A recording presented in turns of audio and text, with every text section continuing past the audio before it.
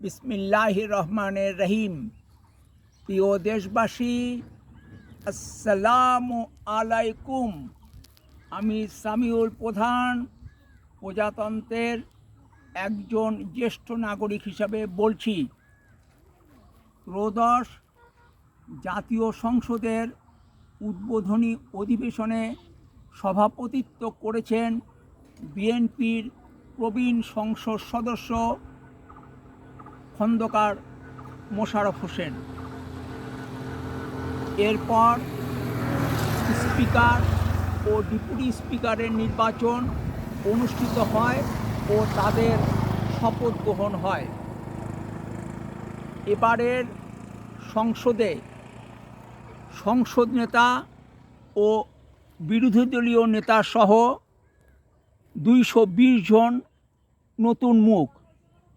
অধিকাংশ সংসদ সদস্য সংসদের রীতিনীতি এখনও রপ্ত করতে পারেননি।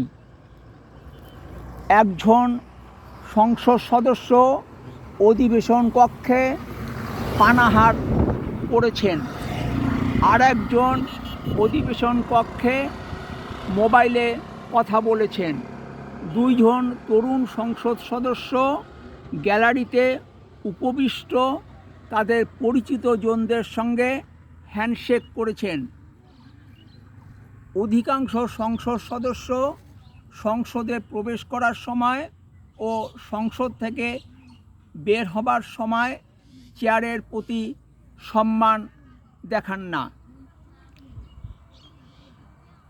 প্রধানমন্ত্রী অধিবেশন কক্ষে উপস্থিত থাকা অবস্থায় যে বিষয়ে প্রধানমন্ত্রীর কথা বলা দরকার সে বিষয়ে স্বরাষ্ট্রমন্ত্রী কথা বলেন।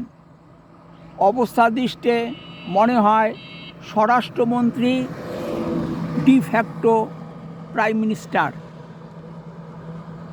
সংসদ সব কিছুর কেন্দ্রবিন্দু বলা হলেও সংসদে আলোচনা না করে জ্বালানি তেল ও গ্যাসের দাম বাড়ানো হয়েছে। যুক্তরাষ্ট্রের সঙ্গে বাণিজ্য চুক্তি নিয়ে সংসদে কোনো আলোচনা হয়নি।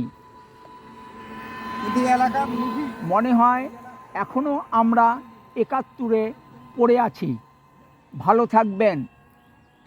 সম্ভব হলে দেশ পরিচালনার নীতি ও পদ্ধতির পরিবর্তন নিয়ে কথা বলতে রাজনীতির আড্ডাখানা বলে পরিচিত রহমতে রাব্বানা ও রুম্মানে বেড়াতে আসবেন। ফি আমানিল্লাহ। আল্লাহ হাফেজ। বাংলাদেশ জিন্দাবাদ।